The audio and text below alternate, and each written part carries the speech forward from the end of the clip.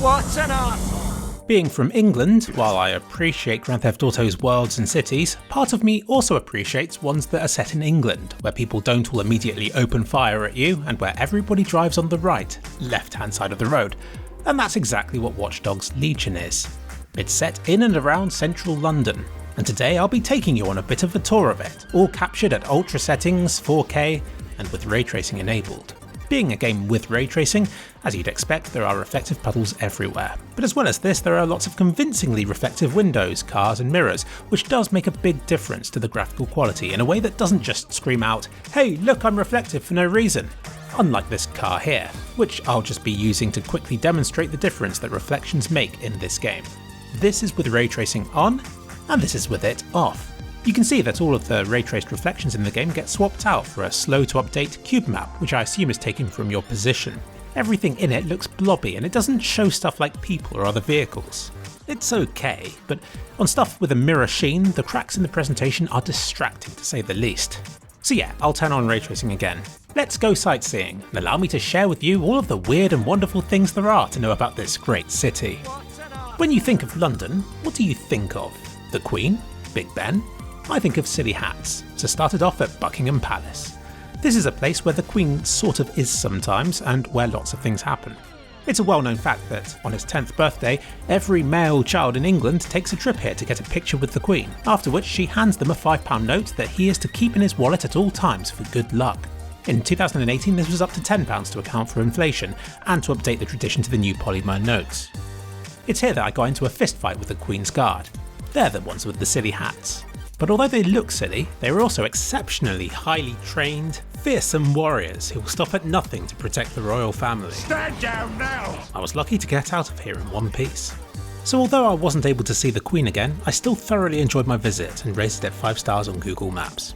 Next up I headed over to Big Ben. This is also a place where stuff happens sometimes. It's undergone a facelift recently to feature a new coronavirus threat level indicator, but comparing a before picture with the version in Watchdogs, you can see that they've faithfully recreated it, along with the Palace of Westminster.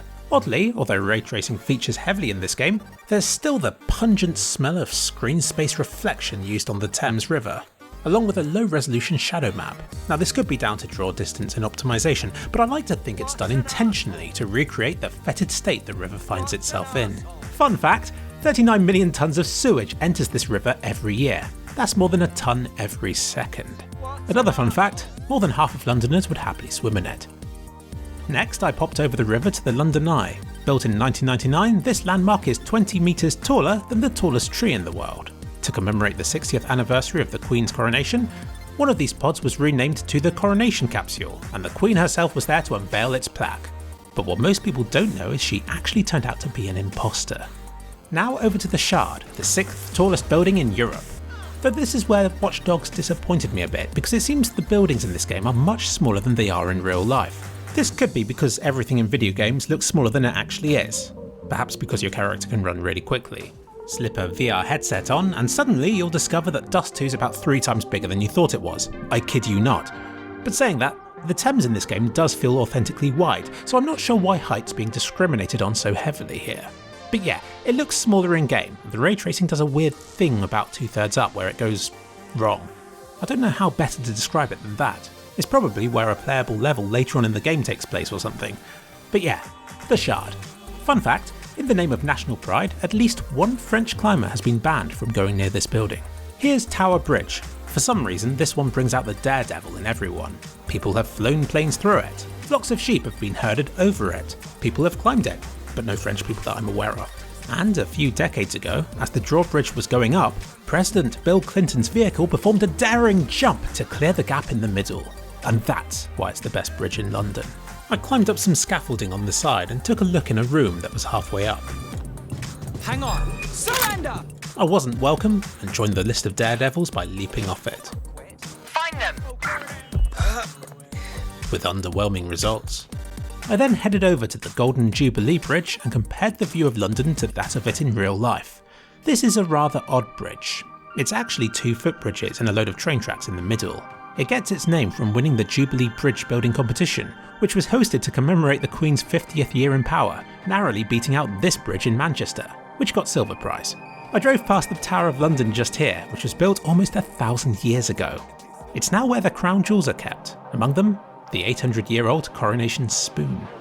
It's here that I popped into London's financial district, which is home to a number of large skyscrapers, which don't look particularly big in this game, but I'll show them anyway. This one here is known as the Cheese Grater.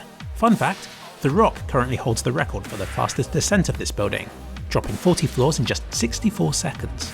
And here is the Gherkin, which I have nothing to say about other than that it feels way too small to be a massive skyscraper when I run around its base. It happens to be one of the best showcases of ray tracing from the game though. Look at how the reflections bend and morph about. It also highlights the limitations of ray tracing in this game. If I stare into a reflection at another reflection, it simply appears black. Other games like Battlefield 5 have got around this limitation by using cube maps for reflections of reflections, since doing it with ray tracing would require multiple bounces and would make the game run more slowly than it already is. In its defence, it does appear to be using a cube map of some sort here. It's just not reflective enough to look right in this instance. Legion, please fix. And this is the Walkie-Talkie building. It has a really nice Sky Garden observatory at the top. Apparently, I haven't actually been up there.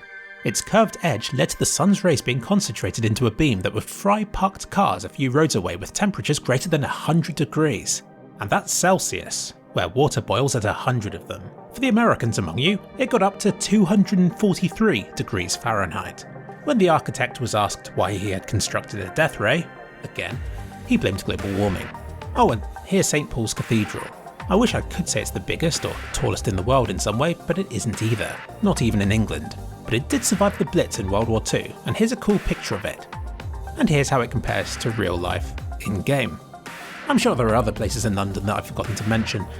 Oh yeah, where the Prime Minister lives. I ran in here and had a look at it. It looks sort of like it should do.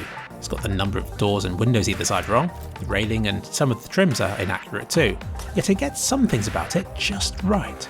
I would have studied it for longer, but I was busy being repressed, so I made my way out of there. And on to the final challenge.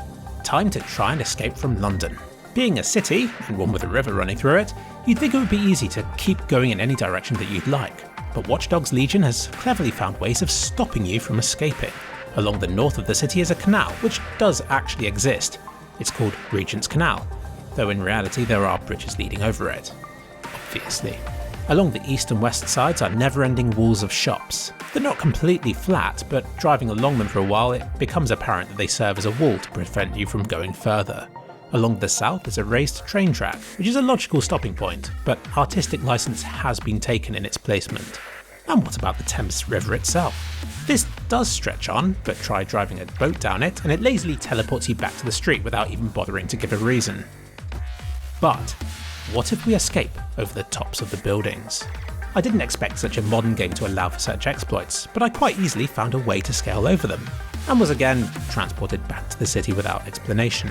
So that's my guide to London, in Watchdogs Legion, thanks to its developers for making an open world game set in England, one where everybody drives on the right, left-hand side of the road. Oh, and although I've tried my best to make this video factually correct, I do sometimes confuse my dreams for reality, so be sure to do your own research before you actually believe something stupid like there's an 800-year-old Coronation Spoon or something like that.